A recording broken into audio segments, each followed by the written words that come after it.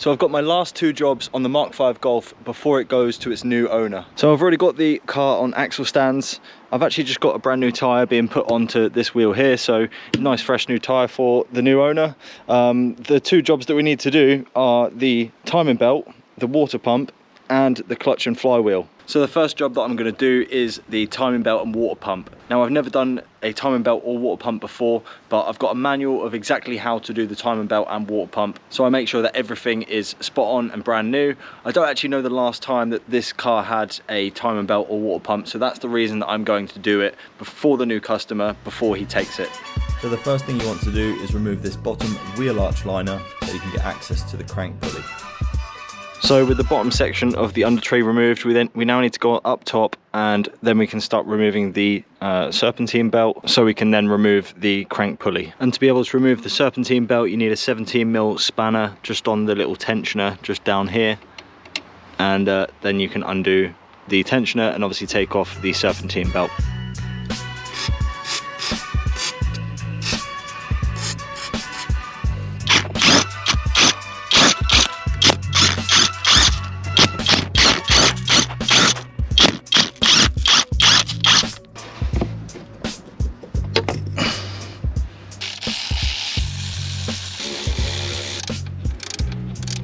Once you've removed the serpentine belt, you can then start removing all of the nuts and bolts which hold the fuel filter housing and the expansion tank into the engine bay.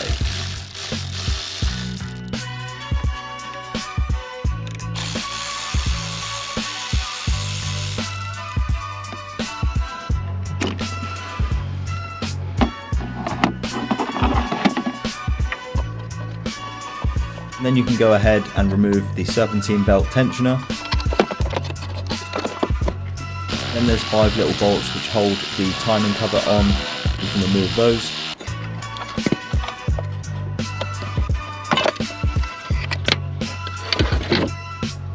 And you can also remove the upper timing belt cover as well.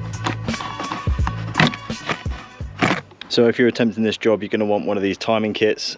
These are just basically to lock the crank and the pulleys all in place, just so you know timing is absolutely perfect. And obviously when you replace the belt, your engine will be timed, and then you won't have any catastrophic damage to your engine. So right now we've taken off the tensioner for the serpentine belt, we've taken off the crank pulley, and now all we need to do is we need to, hopefully you can see it on the screen, but there's a tiny little arrow just here, so we need to line that up with our timing tool, which is right here. And as you can see on here, there is a tiny little just where my finger is, just there where like this bit connects, right in there, there's a tiny little groove which you need to line those up. Let's just see if you can see that. There we go, just above my thumb. Okay, so you need to turn the crank and line those up. So that's the crank time and pulley tool in. That's nice and locked, so now the crank pulley won't actually turn. And what you need to do from there is you need to come up top, and you see these little crowns. There's a crown there and there's a crown on this camshaft. They basically both need to be pointing at 12 o'clock. So if they're not, then you need to go back underneath and turn the crank one more time to make sure you can turn them 180 degrees, and then they are both facing 12 o'clock, and that means that the cams are in time and the crank is in time. So once you have everything all in time, then you need to get these little pins here, and what they need to do is they need to go into the little lock-in area, which is in this little groove right down here. Basically you should know, because they will slot all the way in. So as you can see, this one will go all the way in. We might have to give it a bit of a wiggle. There we go. But yeah, that's pretty much flush inside of there. And then what you need to do is put this one into this side, and this one goes in this one here. But for me, this one won't actually go in. So what I need to do is I need to get my 19mm socket, put it on the end of here, and then I can't do this, I need 2 hands to do this, but I need to turn that very, very slightly, because this is literally a hair out. So I need to turn this bolt here to then be able to push this locking pin into the other.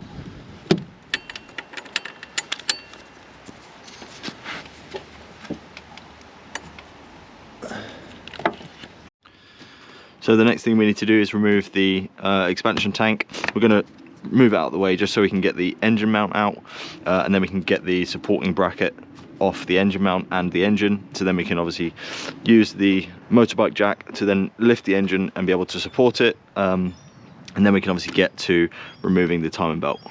So once you've got the cams locked in, you've got the crank locked into TDC, you've got a engine, depends what you got, mine's a motorbike jack, you've got these out of the way, you've got the expansion tank out of the way, you can then begin to remove the engine mount. And to do that, you're going to need an 18mm for these front 2 bolts, and then you're going to need a 16mm long one for the back 2 bolts holding the engine mount to the chassis of the body.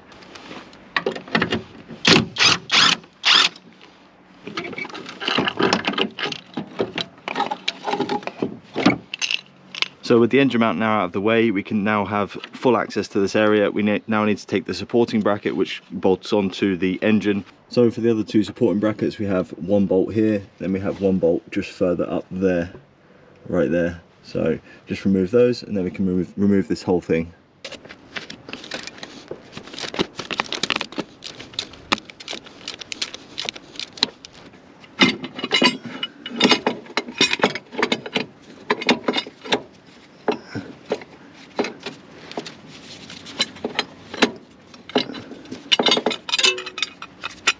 So now you've got the engine support bracket and the engine mount out, we now have full access to the full cam belt and all of the gears and everything, the tensioners, the pulleys, everything. So I began with removing the timing belt tensioner and just loosening the little nut so I can then release the tension from the timing belt so that I can remove the full timing belt.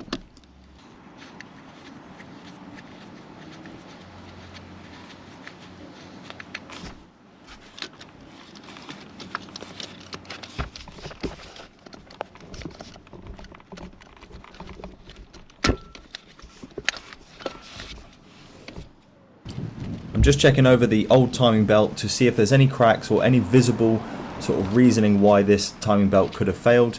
I definitely think it's a good replacement. Then you can go ahead and put the new tensioner onto the stud, making sure you put the little locator kind of holder into the block, so then obviously when you tension it you can then see the arrow and that will move forward into the little window which it needs to be in.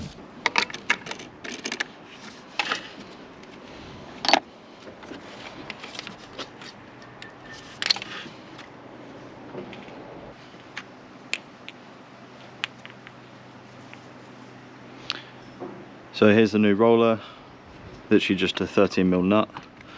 Just take that off. I'm going to put this over here because that's the old one.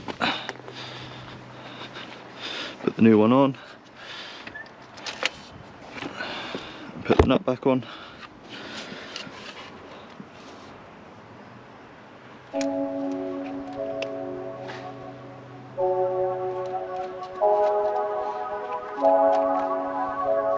There we go.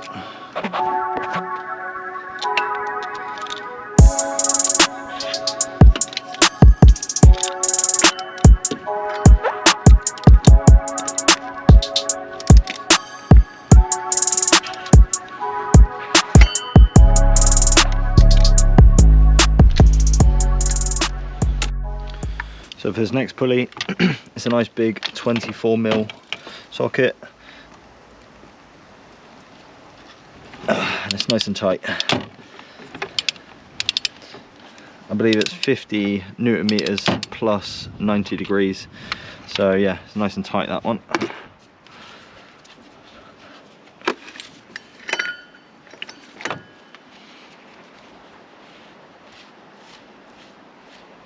That pulley's actually not too bad,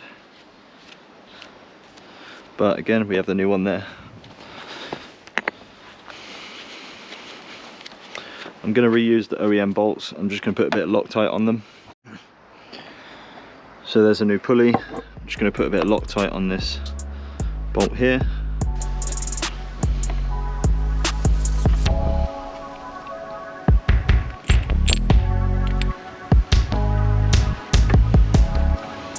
Put that straight back in.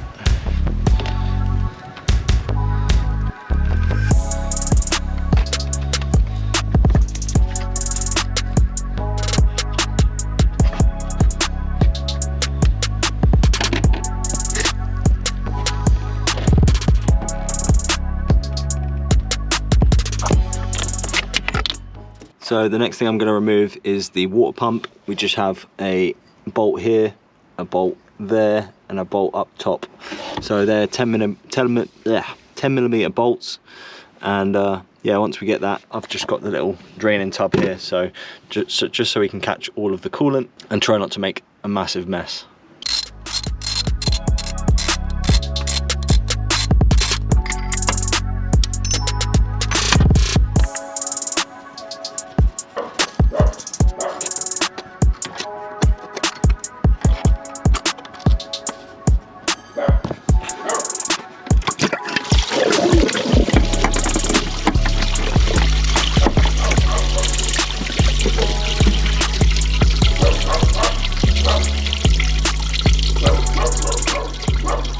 So there's the old water pump out and there's the new one. All I'm going to do is quickly just have a clean up in here, just make sure that this is all nice and clean, because obviously once we get the new water pump in, you ain't going to want to be touching that. So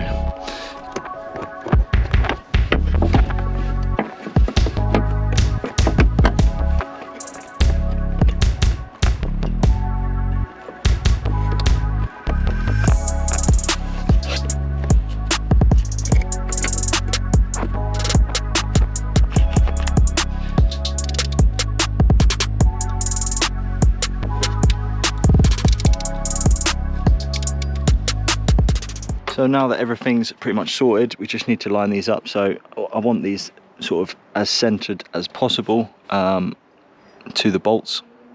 So that looks about right. And then we're just going to feed the belt in. So the brand new belt is here. So you always want to start from the crank and then work your way up to the left and then come back round down the right.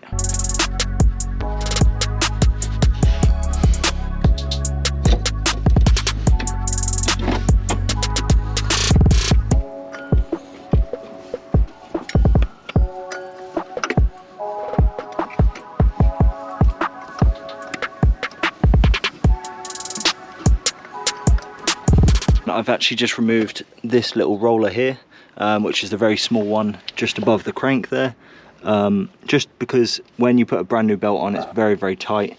So yeah, I'll be able to slide that on just before I release the tensioner, and then yeah, we'll get everything sorted. So after a long old slog of getting the belt back on, getting it all sort of tensioned back up, making sure that everything sits properly, making sure the cam sprockets are back in the same place that they were before, I had to remove the belt probably about 8 times and put it back on 8 times. And the last time I got it all tensioned up, and thanks to my neighbour who actually just helped me get the last part of the belt on, because it was just so tight. These PDs are super tight, and yeah, it was just super hard. But yeah, I had to take this this part of the belt off just one more time so I could line these 3 bolts up back in line with where they were. And now we've got 12 o'clock on both of the timing points just in here. I've just removed the 2 pins and the timing lock for the crank, and now all we need to do is come underneath and turn the engine over twice. So you want to take a look where this little timing tool is, timing mark is, and then you want to go around twice basically, because then that will do a full rotation, and then you'll know that nothing is getting stuck, and when you turn the engine on you will be absolutely fine. So that's 1 rotation. There we go, and that's 2 rotations.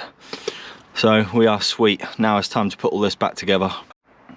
So I'm starting with the engine mount support bracket. It looks a little bit complicated to get back in, but if you go from the bottom, you literally just slot it up exactly in the, you know, the way that it sits, and then it will just go straight up, and then you've got your first bolt going in right there.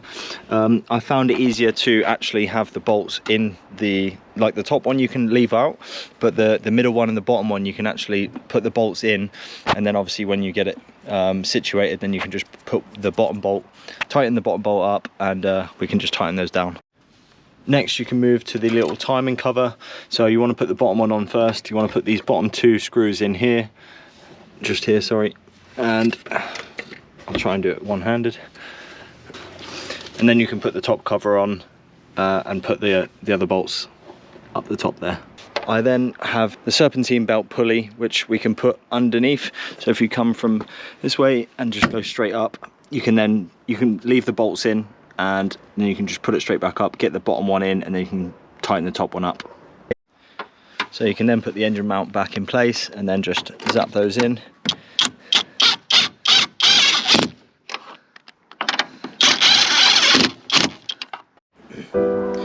So the engine mount to the chassis is 20 Newton meters plus 90 degrees. So I'm just going to go give it 90 degrees.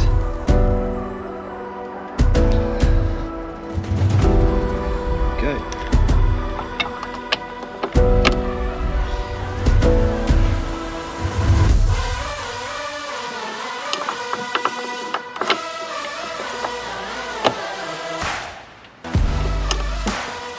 And then once you've got the engine mount back into place, you can then start putting the expansion tank, the fuel filter and everything else, the little washer bottle head, back into place, and then we're pretty much all done for this job.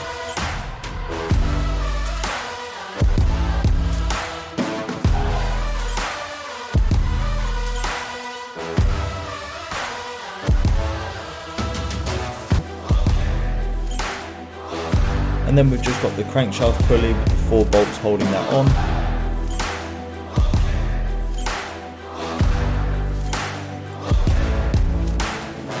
And then the upper timing belt cover.